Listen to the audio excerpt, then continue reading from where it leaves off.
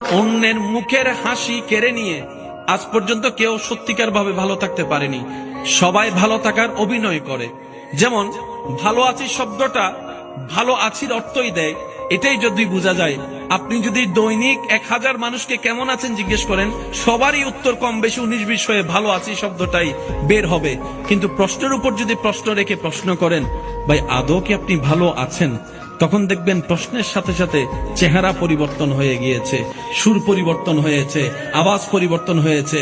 মনে রাখবেন, ভালো আছি অর্থ সবসময় ভালো থাকা নয়। যতক্ষণ ভিতর ভালো না থাকবে ততক্ষণ কেউ ভালো থাকতে পারে না। আর ভিতর ভালো থাকে, আলা বিযিকরিল্লাহি তাতমাইন্নুল কুলুব। এক কথায়, রবের সন্তুষ্টি মতো জীবনে চলতে পারলেই, রবের রহমত ভিতরে আসলেই ভিতরটা শান্তি হয়।